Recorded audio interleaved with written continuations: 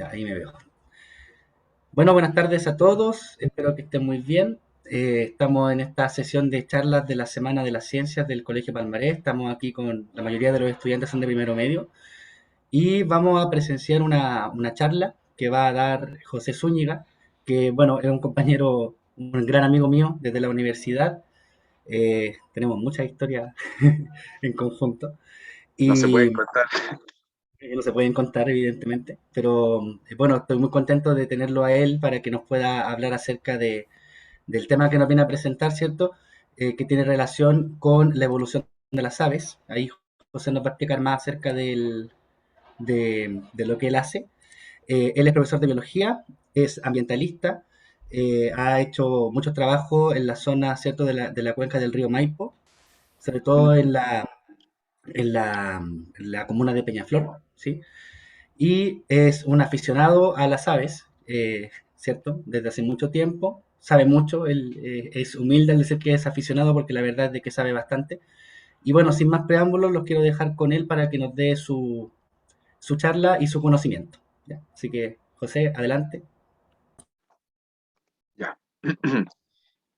Buenas tardes a todas, a todos y a todes. Como bien lo dijo mi amigo Jaime, voy a presentar ahora a continuación, pero tengo un pequeño problema para abrir el PowerPoint. No, no me funciona mi... Pero en primera instancia les voy a comentar para ir introduciendo este tema, que es dónde o cómo surge esta necesidad de estudiar en profundidad las aves. En cierta forma surge como esta suerte de maravillarse con ellas yo creo que en nuestra cotidianeidad, en el jardín de nuestra casa, o cuando viajamos, o cuando tenemos como alguna, tenemos como alguna experiencia que está fuera del hogar, es ahí donde nos maravillan o nos podemos encantar con sus cantos y etcétera. Pero ya cuando uno empieza a adquirir como herramientas que se relacionan con las ciencias y específicamente cuando empieza a incluir elementos como la ecología o elementos como la evolución, empieza a trazar como una suerte de entramado con respecto a lo que son las aves y su importancia ecológica y el tipo de interacciones que producen entre ellas y las características que tienen algunas que son dignas de estudio y que nos permiten comprender en mayor profundidad la forma en que van modelando y van moldeando el medio ambiente y asimismo nos van modelando quizás culturalmente también porque mucha gente es inspirada por esta actividad de las aves, que más adelante lo vamos a ver, y también nos permite además de inspirarnos y estimularnos, también nos generan, aunque suene un poco utilitario, estos servicios ecosistémicos, ya sea por la polinización o por el control de plagas en algunos casos, que eso también son elementos que vamos a conversar un poquito más adelante. Y ahora está cargándose un poco el power.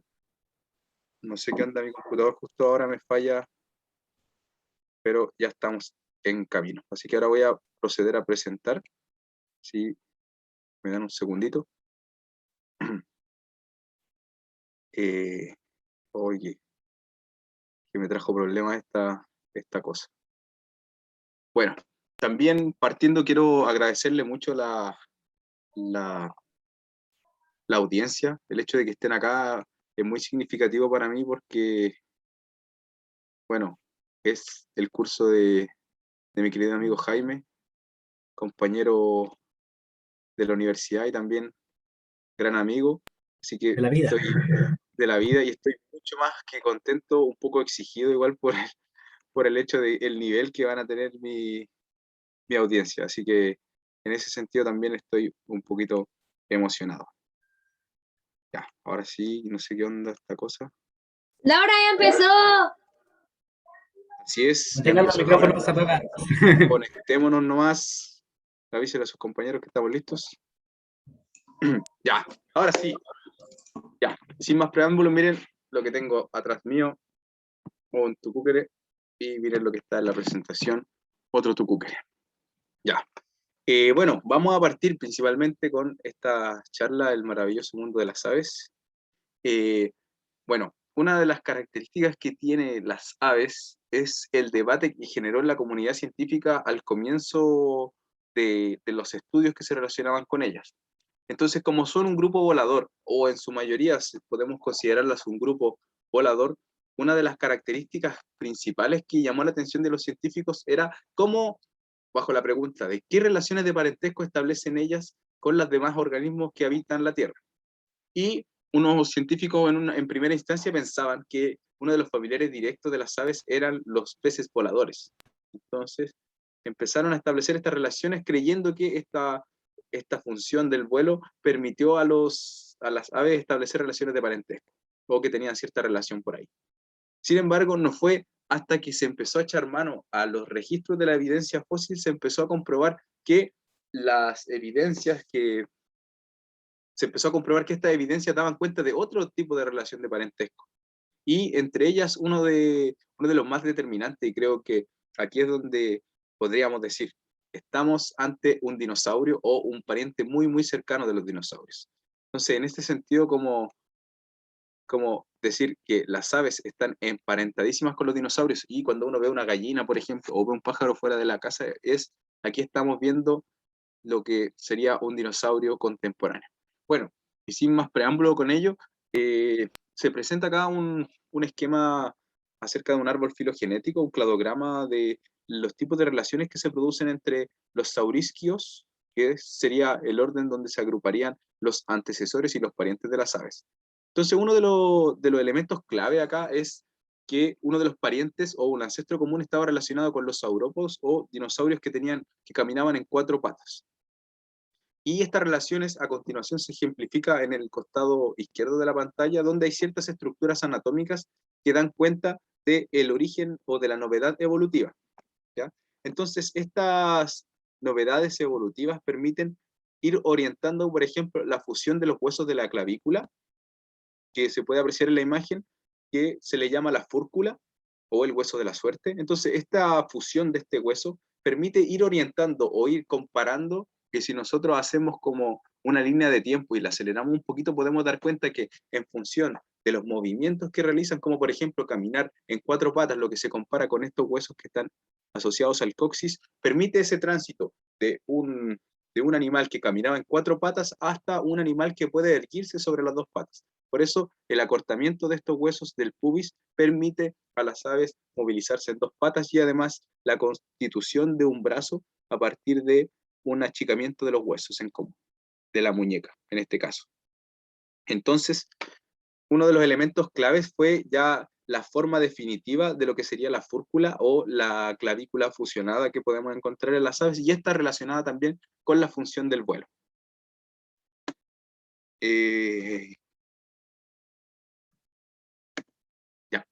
Bueno, para hacer como una pequeña síntesis de cuáles fueron las evidencias que dieron pie para determinar cómo las relaciones de parentesco entre los aves y los dinosaurios, se destacan tres evidencias que fueron determinantes para establecer estas relaciones de parentesco, que a la comunidad científica le costó definirla porque hubo un debate bastante acalorado acerca de qué tipo de relaciones se obtenían. No creían que fueran parientes de los dinosaurios, mientras que otros sí lo creían. Entonces, hay unas evidencias que son determinantes. Entre ellas es la evidencia ósea. Y esta evidencia ósea guarda relación con los huesos neumatizados que tienen las aves. Entonces, se encontraron que los huesos encontrados en la evidencia fósil, valga la redundancia, tenían las mismas características de poseer cámaras que contenían aire dentro de su estructura. Por otra parte, las evidencias zoológicas, que con esto nos referimos a la evidencia de las muestras de las cáscaras de los huevos que ponían los dinosaurios, hallados también en la evidencia fósil, y al comparar los componentes físicos como los minerales que estaban presentes, se dieron cuenta que las moléculas de calcio estaban igualmente presentes tanto en las aves actuales como en los ancestros de las aves. Entonces, también un ejemplo que me llama mucho la atención y a mí me divierte un tanto, que son las evidencias conductuales que se establecieron para dar cuenta de esta evidencia, de esta relación de parentesco. Entre ellas, podemos encontrar en la imagen, en la letra B, una ave, o sea, no una ave, un dinosaurio que quedó fosilizado en una postura de huevo. Entonces, por eso se le llama una evidencia conductual. Entonces, esta relación permite dar cuenta de que los dinosaurios también tenían un cuidado parental y tenían este elemento de incubar sus huevos.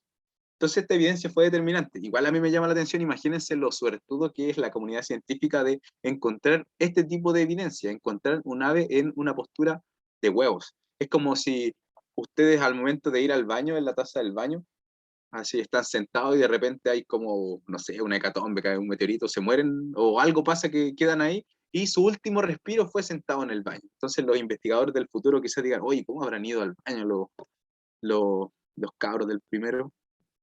Los cabros del electivo de ciencia, o los cabros de ciencia, no sé, y un par de años después, en otra parte del mundo, se encuentren con un cabro chico de primero, cabra chica de primera sentada en una taza del baño y decir, mira, encontramos la evidencia perfecta para decir que ellos así iban al baño. Entonces, por eso me maravilla tanto este descubrimiento, porque es como súper, no sé, súper curioso y súper azaroso. Entonces, como que también nos da cuenta de las características del azar, no solamente de cómo suceden las cosas, sino que el azar de cómo nosotros nos relacionamos con las cosas.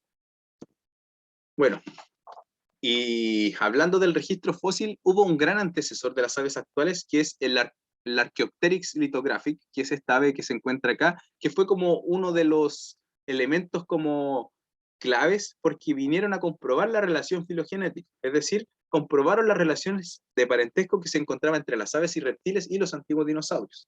Entonces, vivió hace 147 millones de años aproximadamente.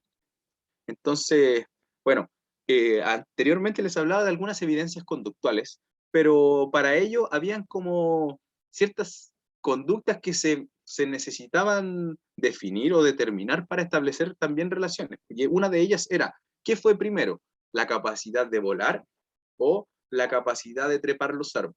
Entonces habían como dos hipótesis que se manejaban para abordar este problema de o si las aves comenzaron a volar primero y después desarrollaron el pulgar oponible para poder conquistar la vida arbórea, o en primera instancia eran animales arbóreos que a partir de elementos como transiciones hacia el suelo pudieron adquirir el vuelo.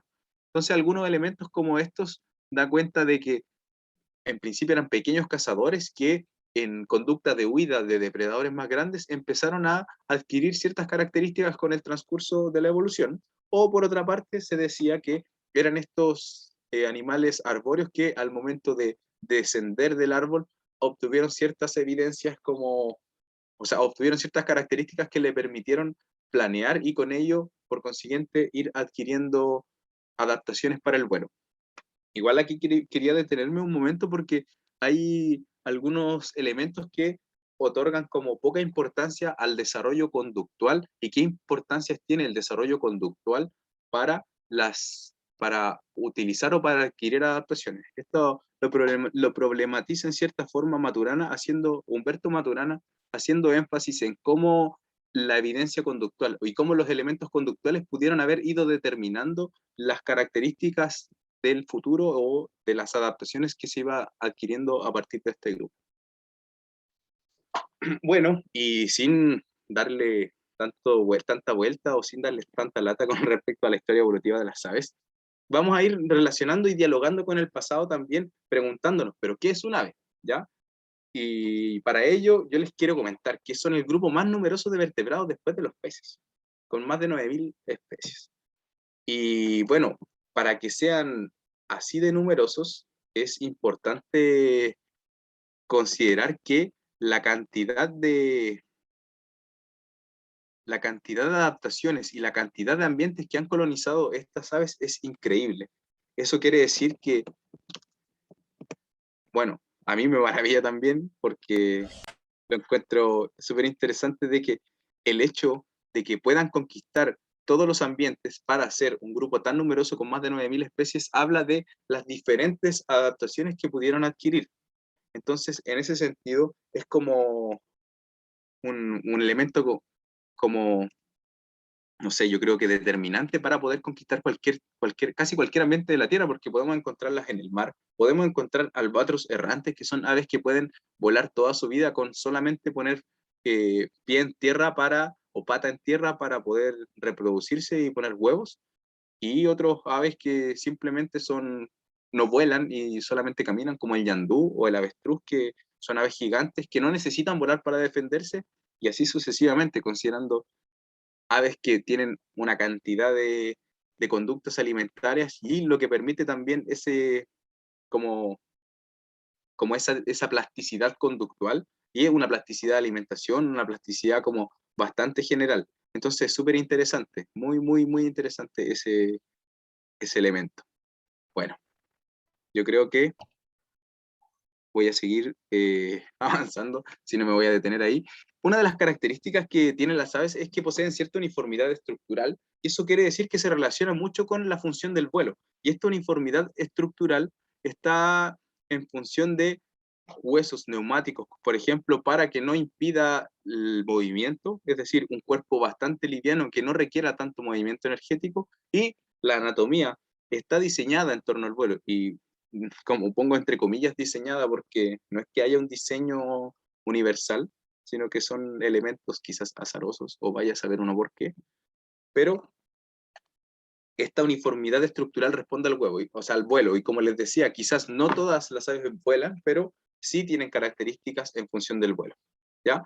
Y para hacer énfasis y para, entre comillas, comprobar y convencerlos a ustedes, a convencerlas y convencerlos a ustedes, es que les presento acá tres imágenes de cerebros o de encéfalos de anfibios, de aves y de un mamífero.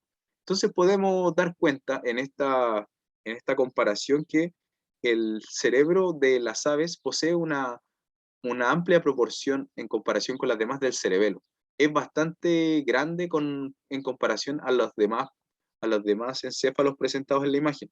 Entonces, considerando que el cerebelo tiene una función de la coordinación motora, entonces este movimiento constante de las alas permite también el movimiento y la coordinación de movimiento en función del vuelo. Eso igual es súper, súper, súper llamativo y lo encuentro bastante interesante.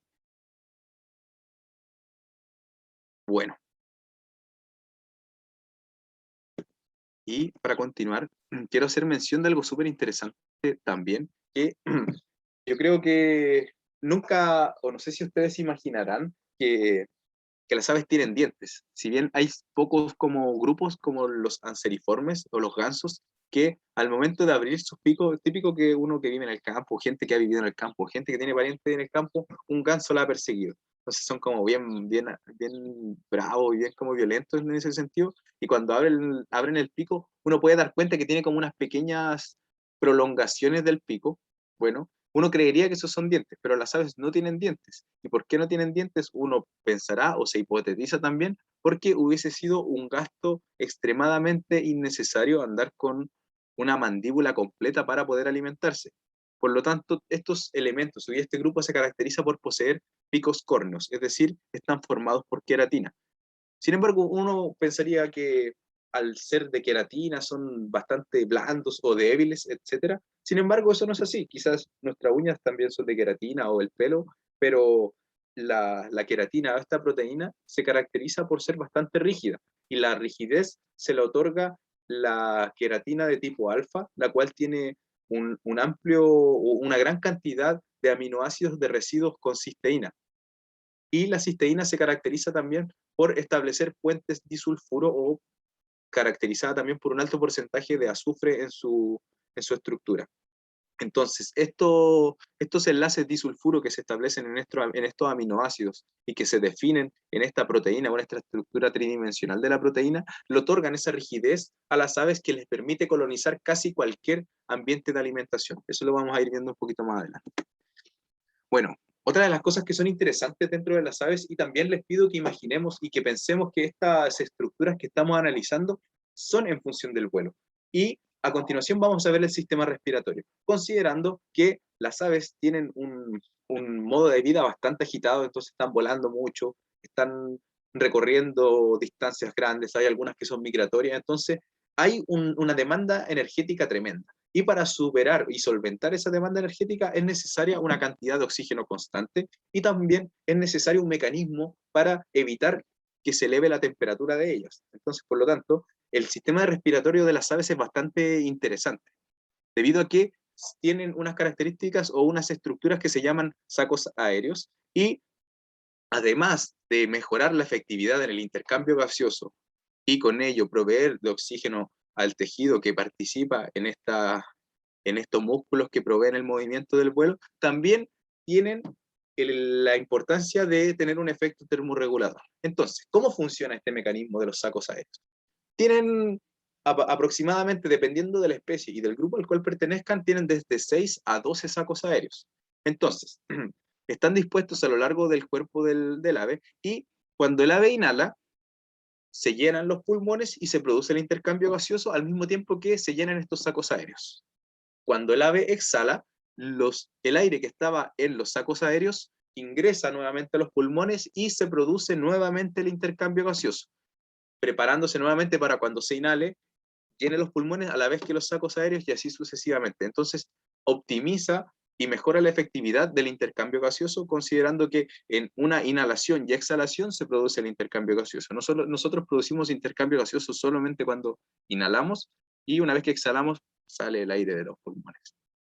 Entonces, súper interesante igual. Y también en función, como les decía anteriormente, de que está en función del vuelo. Y tiene la capacidad de mantener un mayor gasto energético sin sobrecalentarse, y considerando esto que les mencionaba también de la disposición y la disponibilidad de oxígeno. ¿Ya? Y también, nuevamente, estamos pensando en las características de las aves en función del vuelo.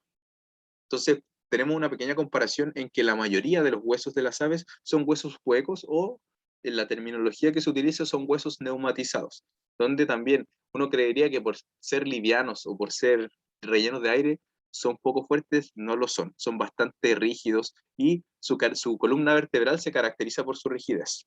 Entonces también está la comparación de la médula ósea. Nosotros tenemos médula ósea en nuestros huesos, a diferencia de las aves, que solamente en algunos huesos se encuentra esta médula. Bueno, aquí está el pico córneo, que es queratinizado, que ya lo mencioné, y también por qué creen que no poseen dientes, que ya también se los mencioné. Me adelanté un poquito, iba un poquito adelantado. Pero, bueno, ya. Y aquí esto a lo que iba. Entonces, para responder a esta diversidad de más de 9.000 especies, es necesario responder a esta diversidad de adaptaciones. Y una de estas diversidad de adaptaciones, y para adaptarse a una serie de ambientes, requiere de una cierta plasticidad alimentaria. Bueno, acá hay una serie de imágenes que dan cuenta de los picos que poseen las aves. Aquí hay un pequeño esquema, un dibujito de las distintas aves, y aquí al costado derecho podemos encontrar de qué se alimenta cada especie.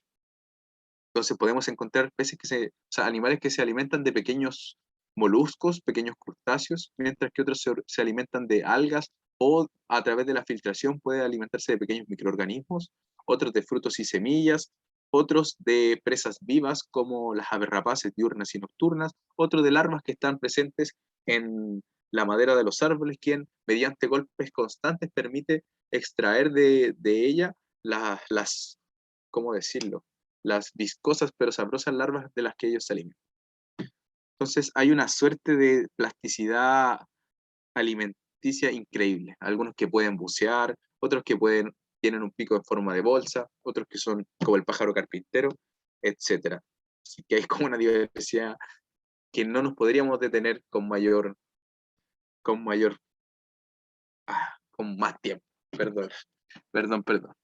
Bueno, también tenemos los tipos de patas, que son otro tipo de adaptaciones que podemos encontrar. Por ejemplo, algunas que están adaptadas al agua, otras que están adaptadas para correr, otras para los árboles, otras para trepar, otras para cazar, y otras para movilizarse en aguas profundas o aguas poco profundas. Entonces, por ejemplo, acá tenemos la pata palmeada. Podemos ver en el espécimen en la foto, es un pato jergón grande, característico de Chile, que tiene una amplia distribución y la podemos encontrar casi en la totalidad de los humedales. Ustedes en Quilicura igual tienen unos humedales bastante importantes e interesantes. Hay agrupaciones que están rescatando el humedal y están integrando esta visión de entre sociedad y humedal como un elemento importante para la educación ambiental, también para la educación en ciencia, donde se pueden comprender ciertos procesos que son bastante importantes. Entonces, Quilicura también tiene esa característica ahora. Creo que hay una página en Instagram que se llama Observatorio Culacura, creo, donde también tienen un énfasis en el cuidado de los humedales, así que se las sugiero. Bueno, ese era como el spam, pero también quería mencionarles que, por ejemplo, este pato tiene adaptaciones a la vida acuática, lo cual le permite desenvolverse en humedales profundos o no tan profundos, y para ello tiene su pata palmeada, es decir, con una membrana interdigital. Por otra parte, se presenta una tagua. Bueno, estas son taguas del norte, quise ejemplificarlos porque además de donde se ven con claridad sus patas, que es una, podríamos decirlo, una convergencia, no, no es convergencia evolutiva. Oh, se me olvidó el concepto. Que tienen una misma función, pero llegaron por ella, a través de ella, a partir de caminos diferentes. Creo que es convergencia evolutiva. Si el profe me corrige, Sí, sí, sí. ya, se me había olvidado. Gracias, Jaime. Entonces, se da esto de una convergencia evolutiva donde, por ejemplo, teníamos una membrana interdigital en el pato jergón y acá en la tagua tenemos una pata lobulada. Es decir, en cada hueso tenemos 2 lóbulos y 3 lóbulos para los dedos más grandes, lo cual le permite también desenvolverse como grandes nadadores y también la utiliza para defender su territorio, para pelear y cosas que podemos ver ahí en la imagen a 2 taguas peleando por territorio o alimentación. Bueno, y acá también tenemos patas zancudas, que son aves que se relacionan también con estos ambientes acuáticos, pero de manera que permiten alimentarse en aguas poco profundas. Entonces acá tenemos un pitotoy grande y al costado derecho tenemos una garza grande. Entonces las características de estos animales son que tienen unas patas largas, las cuales les permiten, al momento de ir caminando en algunos lugares medios fangosos, permiten ir levantando pequeños microorganismos que se encuentran en el suelo e ir cazándolos, o también pescar o alimentarse de pequeños crustáceos. Bueno, y aquí es donde me gusta hacer mucho énfasis con respecto a lo que les mencionaba anteriormente, de una suerte de los servicios ecosistémicos que se puede obtener de las aves rapaces o de las aves en general. Y un claro ejemplo de ello son las aves rapaces. Entonces acá en la imagen podemos ver 2 aves rapaces, una diurna y una nocturna.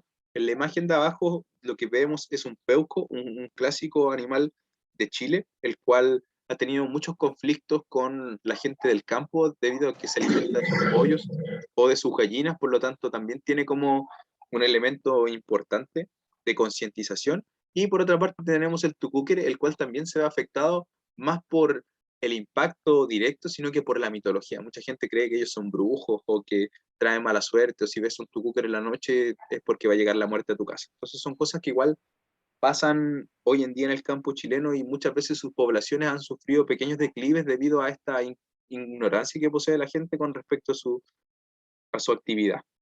Bueno, como les decía al principio, son controladores increíbles de plagas.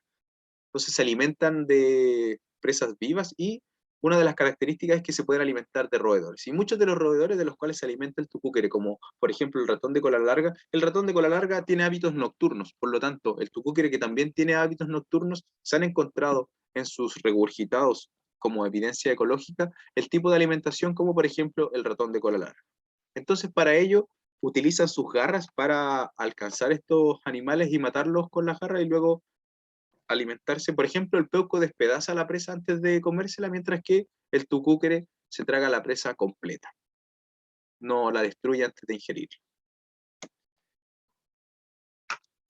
Bueno, esta cosa. Ya. Y con respecto al tucúquere, hay una adaptación muy interesante que a mí me llama mucho la atención, que estas familias de los búhos o los búho, la familia Strigiforme, a la cual pertenece el tucúquere o el búho magellanicus, es que poseen un oído simétrico, es decir, un conducto auditivo en el cráneo, como se ve acá en la imagen, está mucho más arriba que el otro. ¿Y cuál es la importancia y cuál es la relevancia de esta característica anatómica? Es que como estos animales pueden vivir en la absoluta oscuridad, necesitan de mecanismos para reconocer e identificar la presa de la cual se van a alimentar. Entonces, la característica que tienen que un oído esté más arriba que el otro es que llega un sonido, bueno, esto es en milésimas de segundo con la diferencia, pero llega un sonido antes que el otro a un orificio, entonces permite triangular la ubicación exacta donde se encuentra la presa. Entonces un tucúquere podría cazar en la absoluta oscuridad sin necesidad de utilizar sus ojos debido a que ya se conoce el terreno. Entonces solamente le basta con triangular y reconocer este, como la ubicación específica de su presa. Bueno, otra característica interesante con respecto al búho magellanicus o tucúquere es que su nombre científico antes era búho virginianus. Y eso porque hay un búho que está distribuido desde Virginia, en Estados Unidos, y que se cree que era la misma especie desde Estados Unidos hasta acá, hasta Magallanes, hasta el estrecho de Magallanes. Sin embargo, habían ciertas diferencias que permitían decir, oye, ¿sabes que este no es la misma especie que el búho virginianus? Entonces empezaron a cuestionarse esta característica, y para definirlo realizaron ciertas investigaciones. Y una de ellas fue la secuenciación del ADN mitocondrial de las proteínas del citocromo B en los tucúqueres. Y se dieron cuenta de que la del búho virginianus y la del búho magellanicus actualmente difería en 1.2% la secuencia de nucleótidos analizada. Entonces, el investigador que realizó esto dijo, no, yo creo que es suficiente como para comprobar que son diferentes especies. Sin embargo, la comunidad científica no aceptó esta diferencia del 1.1% en la secuencia nucleotídica para decir que eran especies diferentes, por lo que dijo, bueno, voy a tener que establecer otro mecanismo para identificar una especie como tal. Entonces, en el ejercicio taxonómico, decir, ya, ¿quién es quién? ¿A qué familia pertenecen? ¿Qué tan parientes son y qué tan diferentes son? Entonces, una herramienta interesante, también considerando que son animales que tienen una capacidad auditiva increíble, es que a medida que van diversificando y que se van alejando a partir de barreras biogeográficas, como por ejemplo el, el cono sur de América versus la parte norte del continente americano, permitió ir adquiriendo ciertas características reflejadas en el canto. Entonces, se analizaron las frecuencias de canto del búho magellanicus y se analizaron las frecuencias de canto del búho virginianus, y pudieron comprobar los investigadores que diferían increíblemente las frecuencias. Tenían cantos absolutamente diferentes para reproducirse, cantos absolutamente diferentes para el territorio. Entonces, en función de estos análisis, considerando que teóricamente estos animales tienen un oído excelente, además de el tipo de canto que utilizan para establecer relaciones, permitió dar como la evidencia necesaria para decir, paren, estas no son la misma especie. Entonces reconocemos como especie a la que sería el búho magellanicus o el tucúquere de la zona de Chile. Así que esa es como una historia interesante. Bueno, para mí todo es interesante. Así que ahí ustedes juzgarán después. Ya, este no va.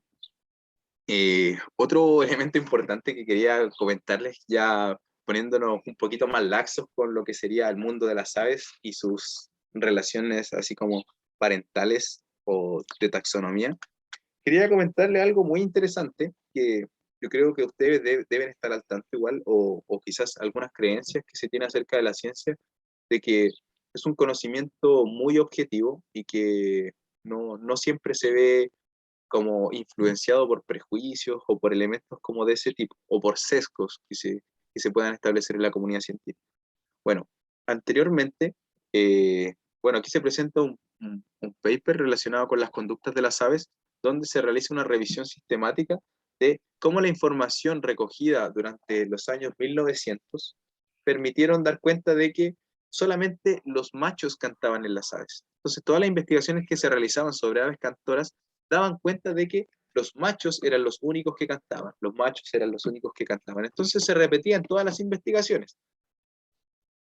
Justo este tiempo coincidió con la poca posibilidad y el poco auge que tenían las investigadoras mujeres en el ámbito de la ornitología. Por lo tanto, no se le aceptaba, o no era una carrera como, entre comillas, digna de las mujeres, como solían argumentar los científicos de la época. Por lo tanto, con el pasar del tiempo, las mujeres empezaron a ingresar al campo de la ornitología.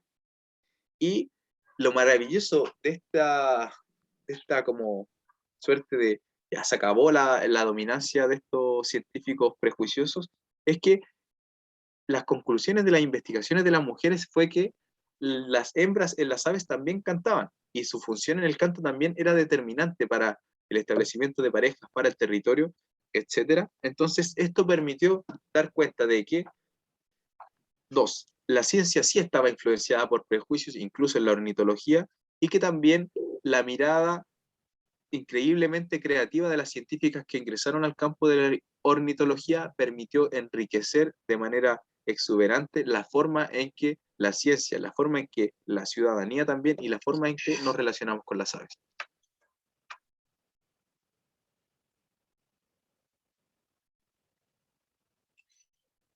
Bueno, y aquí está la pregunta final de la presentación, que, bueno, ¿de qué nos sirve toda esta evidencia?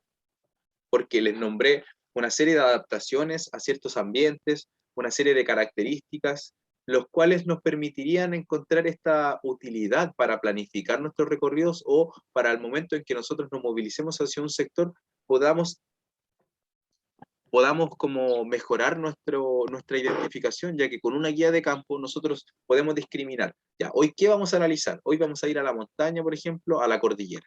Entonces, vamos a analizar, por ejemplo, una guía de campo puede tener más de 300 especies, pero si nosotros discriminamos y decimos, hoy vamos a ir a la cordillera, podemos estar analizando solamente 50 especies o 40 especies. Entonces, estas adaptaciones de las aves responden a estas necesidades que nosotros tenemos como observadores, de dar cuenta dónde estamos observando y saber qué esperamos observar. Bueno, no siempre es así, porque también está el factor sorpresa, que es lo maravilloso igual de esto, que uno no se espera ver un ave. Yo, por ejemplo, vivo en la ciudad, y un día mirando para afuera, así como sapeando, veo que hay dos cóndores arriba de mi casa, y yo no vivo ni cerca del cerro ni nada, entonces estaba como maravillado, ¿no? Era algo que no me esperaba. Entonces, estas adaptaciones igual, si bien son útiles, también el factor sorpresa, que se los dejo para que se maravillen. Entonces, nos permite en primera instancia organizar nuestros recorridos y planificar nuestra observación e identificación, y también orientar en terreno nuestra atención hacia el canto de las aves, por ejemplo, o las características que tienen ciertos grupos clave, que permite identificar de noche algunas aves, no sé, como que a eso apunta en esta suerte de evidencia.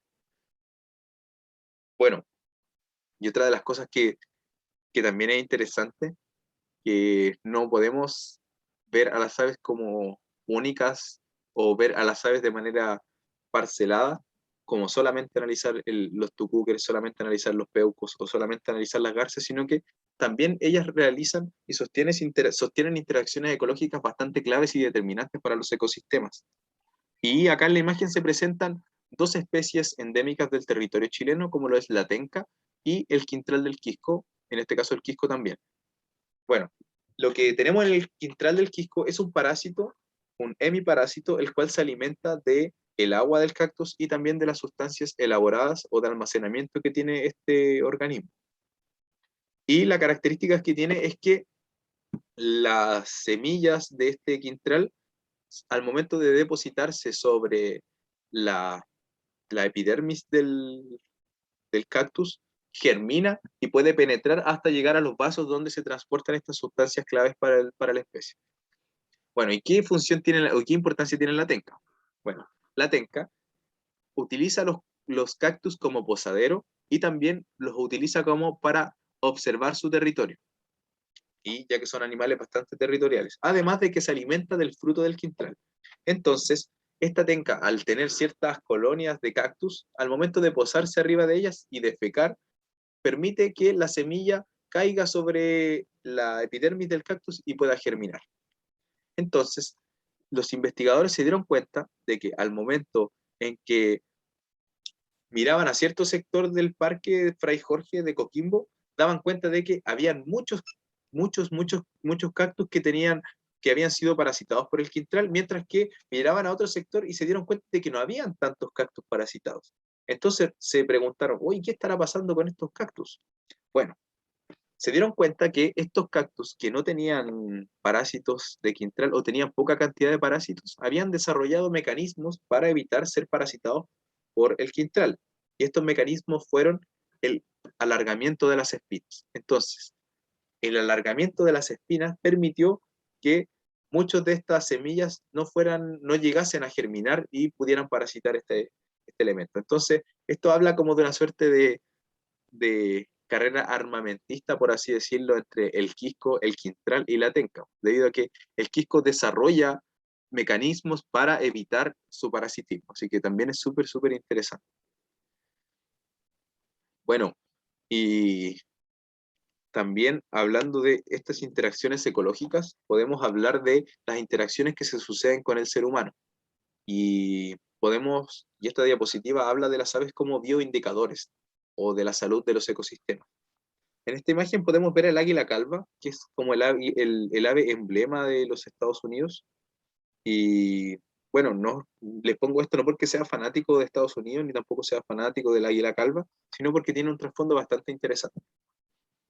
Eh, Después de la Segunda Guerra Mundial, una de las necesidades globales era producir una cantidad de alimento que permitiera salir de la crisis y permitiera también solventar el aumento de la población que estaba emergiendo en ese momento.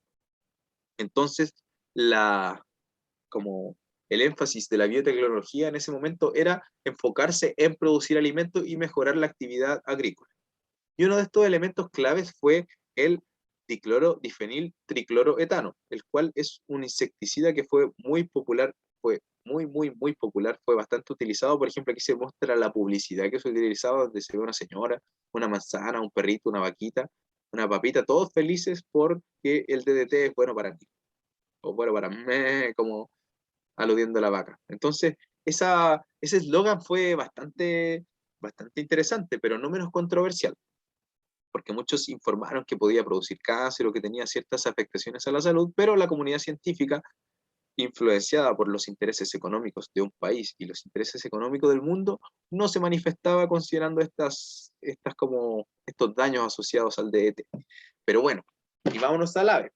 ¿Qué características tiene esto y cómo se relaciona con la bioacumulación y con los bioindicadores? Resulta que los agricultores de Estados Unidos utilizaban este DDT y al momento de regar se producía por escorrentía y al momento de que estos canales de regadío desembocaban en los ríos, los pequeños microorganismos y los pequeños invertebrados que estaban habitando el río se alimentaban de algunos microorganismos contaminados con DDT. A su vez que los salmones se alimentaban de estos pequeños invertebrados también contaminados con DDT. Entonces imaginemos que un salmón en un día se comía 60 invertebrados X. ¿Ya? Entonces, cada invertebrado contenía cierta cantidad de DDT. A su vez, este salmón, imaginemos que en un periodo de 10 días ya se comía una cantidad considerable de invertebrados y por otro lado una cierta cantidad de DDT. Entonces, como esto no se metaboliza, se acumulaba en el tejido graso del salmón. Y considerando que un águila como un animal tope en la cadena trófica, necesitaba de muchos salmones para poder sobrevivir y para poder dejar descendencia, considerando su tamaño y considerando las necesidades de alimentación. Es por ello que empezaron a bioacumular cantidades sorprendentes de DDT a partir de los salmones. Entonces, se dieron cuenta como en esa época en que las poblaciones de águila empezaron a disminuir considerablemente. Y los investigadores se cuestionaban, oye, ¿qué estará pasando con las águilas que se están muriendo? Entonces, en una de estas incursiones de los investigadores ante un nido de águila calva, fue que la cáscara del huevo era tan débil que se quebraba al momento de que la hembra los incubaba. Entonces empezaron a realizar ciertos análisis y se dieron cuenta de que habían grandes cantidades de DDT acumuladas en el tejido de las águilas. Entonces esto permitió concluir que la cantidad de DDT afectaba directamente sobre el ave emblema de los Estados Unidos. Entonces, a partir de estas investigaciones es que se comenzó a prohibir el DDT en Estados Unidos y obviamente que en Europa. Bueno, y como en Latinoamérica todo llega después, solamente se prohibió el DDT en los países ricos, no así en Chile o en los países de Latinoamérica, lo que continuó su uso. Sin embargo, ya avanzado con el tiempo, la evidencia fue tal que no pudieron hacerse los locos con esto de las implicancias que tenían las aves. Bueno, y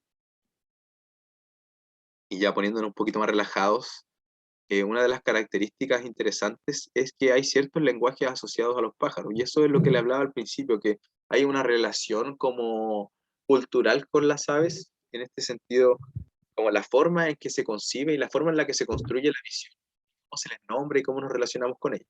Por ejemplo, aquí se presenta una imagen del picaflor chico, y su nombre, el nombre común que se le otorga por los mapuches o mapudungún es Pinda. Y esto porque es un nombre onomatopéyico, es decir, que se le intenta a partir de palabras reproducir el sonido que ellos emiten, ya sea en sus condiciones territoriales o en su canto típico. Entonces, esto los podemos ver en invierno cuando se encuentra el auge y justo cuando florece, bueno, esto se lo digo en contexto de Peñaflor, porque el sauce chileno también es parasitado por un pariente del quintral, el cual florece justamente en invierno. Entonces coincide con esta migración del picaflor chico en que podemos escuchar así como pinda, pinda, pinda, pinda todo el día. Entonces es súper, súper bacán igual escuchar este sonido y dar cuenta que es igual a como al sonido que emiten ellos. Y, por ejemplo, en la cultura yagán, al picaflor se le llama omora.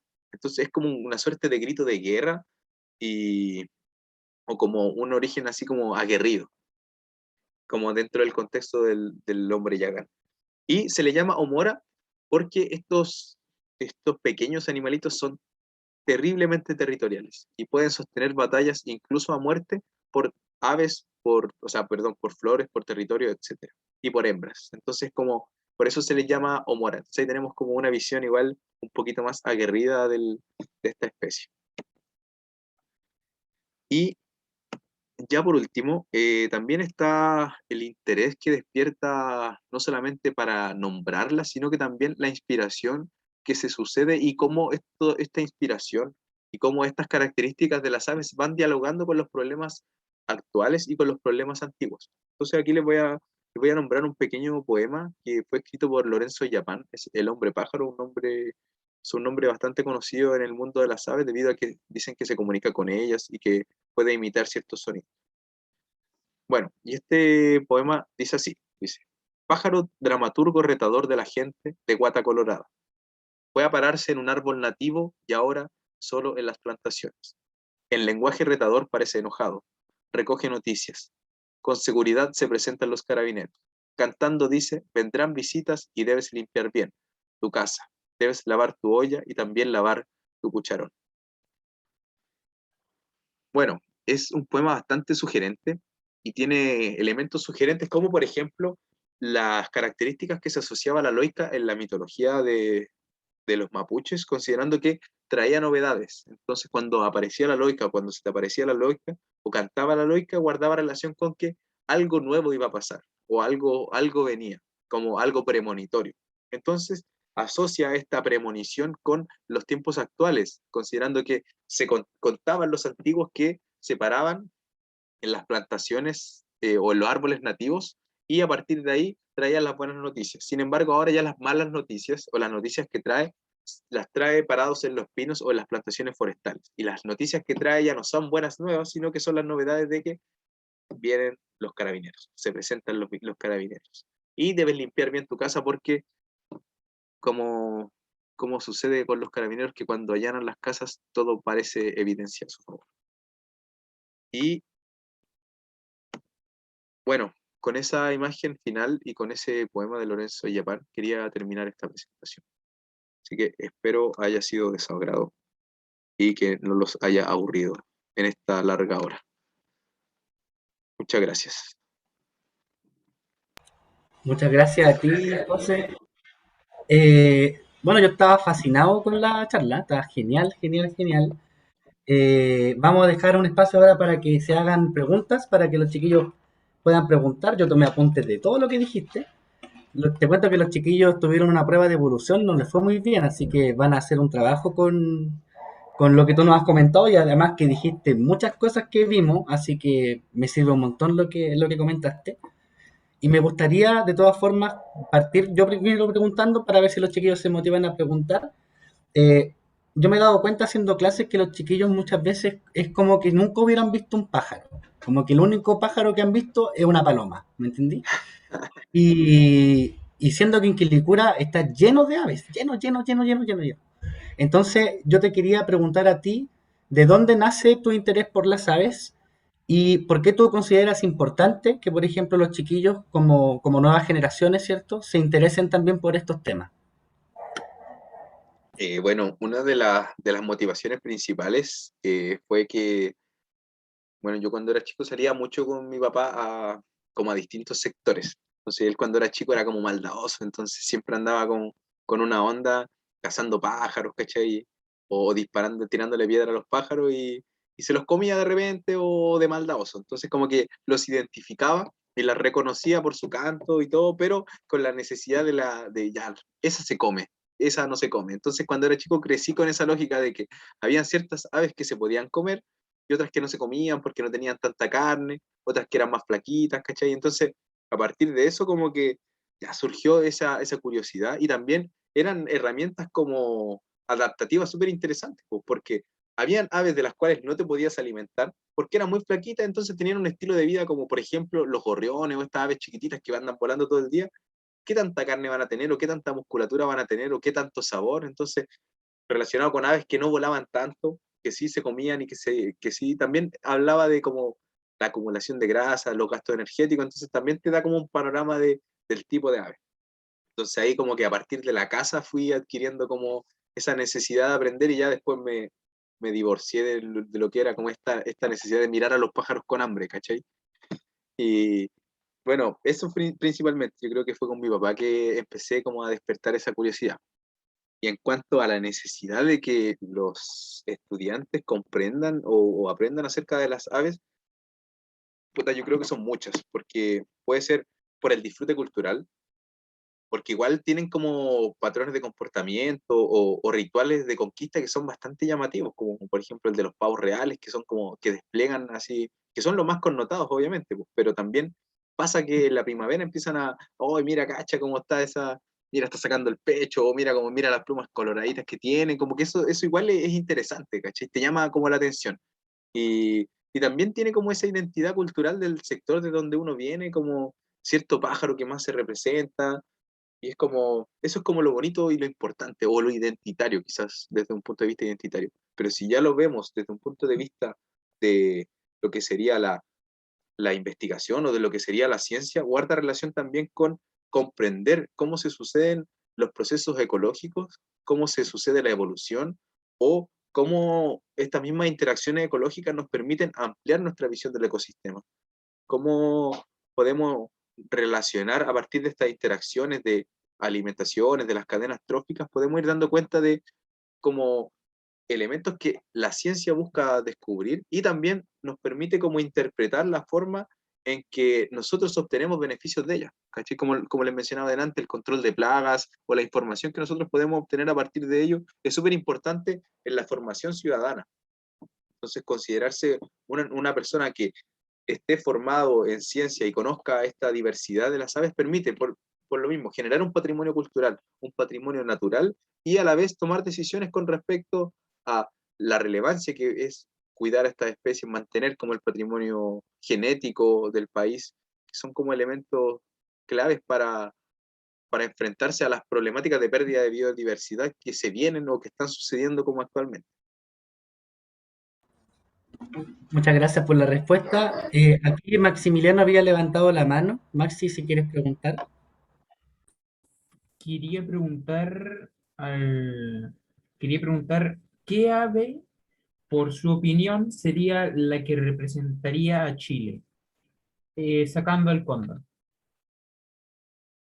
Uh, una pregunta súper interesante, porque, bueno, Chile es un lugar bastante largo, muy, muy, muy largo, y tiene como ciertas características geográficas que lo hacen muy diferentes, como por ejemplo en Arica se produce como el oasis del río Yuta, se produce un humedal gigante, el cual se produce como un microclima fuera del desierto y genera como una diversidad increíble de aves, y son aves que solamente están en el norte de Chile. Entonces me sería muy difícil como que si tuviera que englobar todas las aves en una, porque generan ese patrimonio identitario que les mencionaba anteriormente. Pero si me tuviese que mojar el potito con la respuesta, yo creo que... ¡Oh, qué difícil pregunta!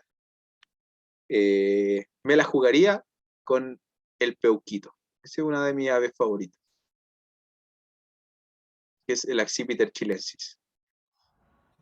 Tenemos también otra pregunta, mira, acá en el chat, que Millaray pregunta si es que podrías dar un ejemplo acerca del objetivo que tendría el canto de las hembras. Bueno, un ejemplo sería el territorio, porque también está ese prejuicio de que solamente el macho cuida el territorio. Entonces, la interacción con otros organismos de la misma especie permite decirle, oye, yo estoy aquí están mis crías, entonces no podéis venir para acá. Y también como el cortejo es un elemento clave en el canto, entonces esa comunicación en el cortejo se produce también a partir del canto del macho, el canto de la hembra, el canto del macho y el canto de la hembra. Así que en ese sentido creo que serían dos buenos ejemplos de tanto de marcar el territorio y también establecer las relaciones de pareja con el macho. ¿Y cuál fue el más curioso que encontré y por qué? Yo creo que uno de los animales más curiosos que encontré con respecto a las aves es la turca, porque es una de las aves más primitivas que se encuentran actualmente en Chile y es una ave endémica. Y lo que caracteriza a esta ave es que se le llama las tapaculo. Como tienen una cola que la mueven hacia arriba y hacia abajo y es como súper erguida, súper recta. Y uno de los mecanismos de alimentación que tiene es con sus grandes patas escarbar en el suelo y levantar pequeños insectos y a partir de ellos irse los comiendo. Entonces es como un dinosaurio, es como una suerte de un dinosaurio y que tiene unas patas así como gigantes, como lo encuentro súper curioso su forma de alimentarse. Aparte que tiene como un sonido así como, también, no sé si han escuchado cuando le da la garrotera al chavo, que es como una cosa así, es, uno lo escucha en el cerro y es como, oh, la turca, así como qué característico es su sonido. Así que eso sí respondo a su pregunta, Millaray.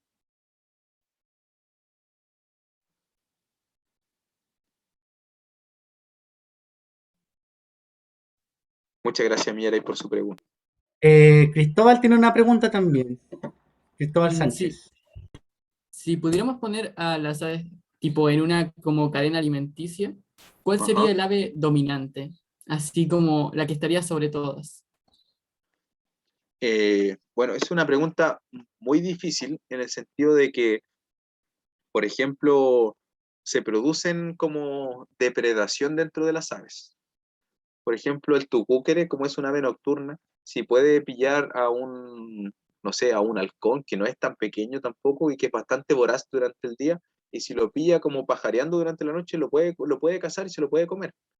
Pero también es como que es muy poco probable que se encuentren estas diferentes aves. Porque, por ejemplo, en Chile se encuentra el águila mora o el águila chilena, que es el águila más grande del país, pero no tiene competidores con las demás, pues, ¿cachai? Está el aguilucho, que es un poquito más chico, que se alimentan casi de lo mismo, pero no hay como competencias dentro de ellas, ni tampoco hay como depredación de un águila por un aguilucho. Es poco común que suceda. Entonces, las posibilidades de encuentro responden a los nichos alimenticios que cada una posee. Entonces, no sé si haya un ave más grande, porque en la noche podríamos decir que la lleva el tucúquere con, el, con su imponente tamaño, con su imponente canto, pero también hay otros búhos que quizás no se encuentren con el tucúquere y no sufran depredación, o por otra parte también podemos encontrar al cóndor, que teniendo una envergadura alar de 3 metros, no se alimenta de presas vivas, simplemente espera que se muera una y se alimenta de esta carne en descomposición. Entonces, es una pregunta que no sabría cómo responderte porque va a depender igual de la situación más que de un ave que sea súper como poderosa con respecto a las demás. Gracias por la respuesta. Nos quedamos con la pregunta de la Constanza Gutiérrez, que ya por el tiempo tenemos que estar finalizando. Así que, Constanza, por favor, haga su pregunta. ¿Cuál es el ave que está más en peligro de extinción? Bueno, hay ciertas aves como la becasina pintada, y qué bueno que me lo preguntas porque la becasina pintada es una especie como que se encuentra en peligro de extinción y uno de los lugares que utiliza son los humedales de la zona norte de Santiago, como por ejemplo el humedal de Batuco, algunos humedales de Lampa o algunos humedales de Quilicura. Entonces esa es una de las aves que tiene esta categoría de peligro de extinción. Y ¿cuál es la otra? Hoy no me puedo acordar de la otra, pero esa es como la que me acuerdo y la que se me viene a la mente ahora. Y creo que la otra sería el cisne coscoroma, parece que también tiene categorías de protección. Y hoy no sabría cuál más responder, amiga. Perdón.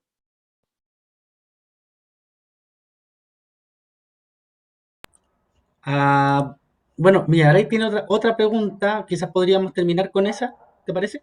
Ya, hay una de Rena Riveros también que dice, no sé si ya lo mencionó, pero ¿cuál es Y la si la, razón si de... la puedes contestar los dos, está bien. Ya, ya, me voy por la primera, que ¿cuál es la razón por la que los búhos a la lechuza pueden girar su cabeza en 360 grados? Bueno, en primera instancia, no pueden girar su cabeza en 360 grados, de hecho son 270, ¿ya? Y el motivo de esto es que como los búhos tienen los ojos al, al frente, no tienen los músculos que poseemos nosotros como el óculo motor que nos permiten mover los ojos a nuestro antojo. Entonces, tienen que mover la cabeza completa para direccionar esta visión focal que ellos poseen. Y la razón de ello es, como les decía, que no pueden mover los ojos y tienen que mover la cabeza en respuesta a ello. Y eh, la pregunta, ¿tiene algún comentario sobre la extinción de los pájaros carpinteros de Estados Unidos? Totalmente lamentable. Eso es el único comentario que puedo hacer. Muy, muy, muy lamentable que se haya extinto un pájaro carpintero. Ya sea cualquier especie que se extinga ya es lamentable para la humanidad y ya es lamentable para el ecosistema. Y según usted, ¿cuál es el ave más fácil de reconocer en nuestro país? Yo creo que el águila. El águila, uno distingue una figura triangular en el aire y, el águila mora. Y para mí esa es la más fácil de Para mí el chincón. distinguir. Bueno, muchas gracias José por tu espectacular presentación. A los chiquillos al parecer les gustó bastante, preguntaron harto. Así que bueno, en nombre del establecimiento queríamos darte las gracias y también a los chiquillos por su atención, ¿cierto? Y por las preguntas. Así que muchas gracias a todos. Muchas gracias, Jaime, por la invitación. Muchas gracias a los chiquillos, chiquillas y chiquillas por preguntar y por poner atención y estar tan interesados a esta hora que es un poquito complejo mantener la atención. Así que nuevamente agradezco a ti, Jaime, por esta invitación, agradezco al colegio y por supuesto a la comunidad estudiantil. Así que me siento muy contento y les mando un abrazo gigante a cada uno y cada una de ustedes. Muchas gracias. Así que ya estamos, chiquillos. Si gustan, pueden desconectarse. Ahí está recibiendo en este momento muchas muestras de amor de la gente por el chat. Gracias. No, José, súper buena la charla, de verdad que te pasaste. Yo aprendí un montón porque había un montón de cosas que no sabía. De verdad que quedé loco. No, Loco, loco, loco. Así que chaito, gente. te agradezco mucho la paleteada y no fue muy buena la charla. Esto va a quedar grabado de todas formas, yo se lo voy a dejar a los Bueno, chiquillos en la plataforma, después se lo voy a mostrar a mi jefa, así, cualquier otra instancia que tengamos, vamos a llamarte, ¿ya? bueno.